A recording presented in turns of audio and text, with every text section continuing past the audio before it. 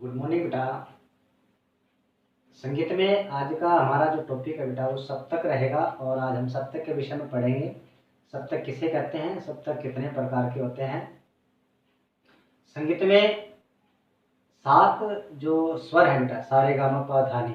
पिछले वीडियो में हमने स्वर के विषय में पढ़ा था और उसमें हमने 7 शुद्ध और 5 विकृत स्वर के विषय में पढ़ा, जिसमें 4 कोमल और 1 तीव्र स्वर होता है, 5 विकृत स्वर होते हैं। इस प्रकार से कुल 12 स्वर माने गए।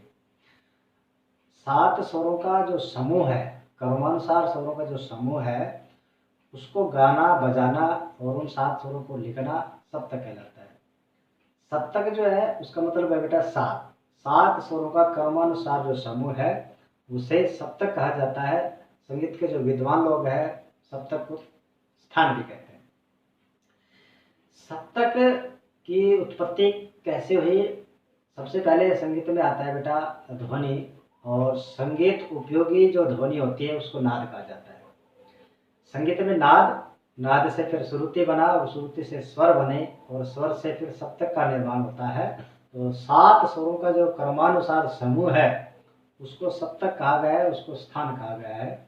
सप्तक 3 प्रकार के बनाए गए संगीत के विद्वानों के अनुसार, और कुछ हमारे जो वाद्य यंत्र है जैसे कि कीबोर्ड होता है, इलेक्ट्रिक कीबोर्ड होता है, हारमोनियम होते हैं, उनमें 3 से अधिक सप्तक भी पाए जाते हैं। 4-4, 5-5 सप्तक के हारमोनियम होते हैं, कीबोर्ड होता है जो बिजली से चलता है। लेकिन प्रयोग में मुख्य रूप से 3 ही सप्तक का प्रयोग किया जाता है और संगीत के जो विद्वान लोग थे उनके अनुसार उनका जो नाम रखा गया, मंद्र सप्तक पहले आता है, फिर मध्य सप्तक आएगा और फिर तार सप्तक होते हैं। इस प्रकार से 3 सप्तक बनाए गए, मंद्र, मध्यम और तार। आइए हम सप्तक के विषय में पढ़ते हैं। देखिए सप्तक 7 स्वरों का जो समूह है बेटा उसको सप्तक कहा गया है। इसको स्थान भी कहा जाता है। संगीत में नाद से फिर श्रुति बना, श्रुति से फिर स्वर बना और स्वर से फिर सप्तक बना। 3 प्रकार के सप्तक बनाए गए, नाम रखे गए उनके मंद्र सप्तक, मध्य सप्तक और तार सप्तक। इस प्रकार से 3 सप्तक बनाए गए। मंद्र सप्तक जो है उसमें जो आवाज है वो सबसे मंदी होती है, मतलब कि हम अधिक जो कार्य है वो मध्य सप्तक में करते हैं। मध्य सप्तक बीच का होता है। इस सप्तक का हम अधिक प्रयोग करते हैं गायन करते समय, क्योंकि मध्यम सप्तक में गायन करते समय हमारे शरीर के किसी भी अंग पर अधिक जोर नहीं पड़ता है, आवाज सामान्य रहती है, इसीलिए हम इसका अधिक प्रयोग करते हैं। इसका प्रयोग करते समय हमारे कंठ का हम प्रयोग करते हैं, कंठ का प्रयोग करते हैं। कंठ से ही इस सप्तक का प्रयोग किया जाता है, कंठ से ही हम गायन करते हैं, कंठ पर ही जोर पड़ता है। और इस सप्तक से दुगना नीचे की ओर वाला सप्तक, यदि हम इसे सप्तक से नीचे की ओर हटकर गायन करेंगे तो वो कहलाएगा मंद्र सप्तक। और मंद्र सप्तक का गायन करते समय हमारे हृदय स्थान पर जोर पड़ेगा। मंद्र सप्तक में गायन करते समय हमारे हृदय स्थान पर जोर पड़ेगा और मध्यम सप्तक में गायन करते समय हमारे कंठ पर जोर पड़ता है और तार सप्तक में गायन करते समय हमारे तालु और मस्तिष्क पर जोर पड़ता है। मध्यम सप्तक से दुगना नीचे की ओर वाला जो सप्तक होता है वो मंद्र सप्तक कहलाता है। मंद्र सप्तक के जो स्वर होते हैं उन सभी स्वरों को पहचानने के लिए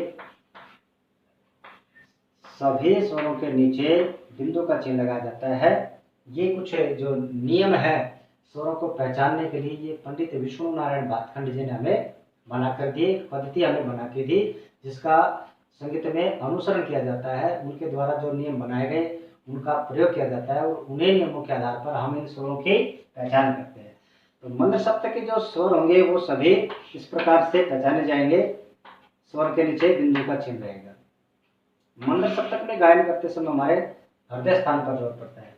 मध्यम सप्तक में गायन करते समय हमारे कंठ का प्रयोग होता है, कंठ पर जोर पड़ता है और इस सप्तक में जो स्वर होते हैं उनको पहचानने के लिए चिन्ह का प्रयोग नहीं किया जाता है।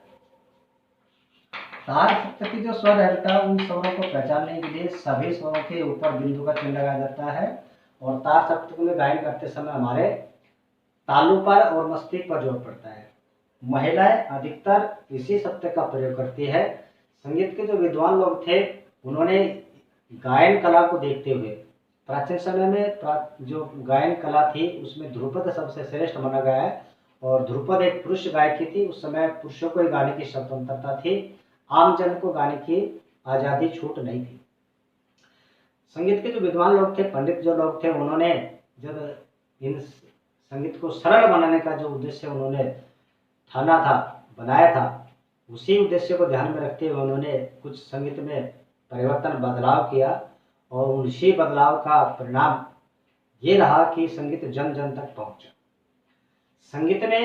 संगीत को सरल बनाने के लिए उन्होंने अनुमान लगाया कि आने वाले समय में यदि महिलाओं को और बच्चों को गाने का अवसर मिला तो उनके लिए जो स्वर स्थान है वो किस प्रकार से रहेंगे। उसी बात को ध्यान में रखते हुए संगीत के जो विद्वान लोग थे, उन्होंने सप्तक को 3 भागों में बांटा। पिछले वीडियो में हमने स्वर के विषय में पढ़ा था और स्वरों की जो स्थापना की गई थी श्रुति के आधार पर, वो थी आंदोलन संख्या, कंपन, वाइब्रेशन। वाइब्रेशन के आधार पर स्वरों के जो स्थान है वो निर्धारित किया गया कि कौन सा स्वर कहाँ पर रहेगा और दूसरा स्वर उससे कितनी दूरी पर कितने आंदोलन वाला रहेगा। तो इस प्रकार से जो हमारा सप्तक है, एक मध्य सप्तक जिसमें 7 स्वर सा होते हैं, उन्हीं स्वरों को ध्यान में रखते हुए, उन्हीं आंदोलन कंपन संख्या को ध्यान में रखते हुए उससे दुगने आंदोलन वाला जो स्वर है, आवाज वाला जो भी स्वर है, वो अगला सप्तक कहलाएगा। उससे दुगना नीचे वाला जो है वो मंद्र सप्तक कहलाएगा। तो इस प्रकार से 3 सप्तक बनाए गए। उन स्वरों को 3 भागों में विभाजित किया गया और अलग अलग उनके नाम रखे गए, मंद्र, मध्यम और तार। तो इस प्रकार से सप्तक 3 प्रकार के माने गए। 7 स्वरों का कर्मानुसार समूह जब लिखा जाता है, गाया बजाया जाता है, वो सप्तक कहलाता है। संगीत में सबसे पहले नाद, नाद से श्रुति, श्रुति से स्वर और स्वर से सप्तक का निर्माण हुआ। सप्तक में कुल 12 स्वर होते हैं, 7 शुद्ध और 5 विकृत।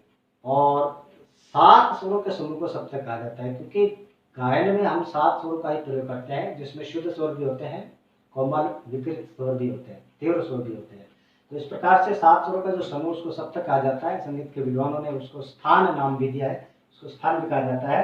आशा करता हूँ कि आपको इस वीडियो के माध्यम से सप्तक का ये टॉपिक समझ में आएगा। सभी विद्यार्थी सप्तक के टॉपिक को अच्छे से समझेंगे। अगला जो हमारा वीडियो रहेगा उसमें हम थाट के विषय में पढ़ेंगे। धन्यवाद।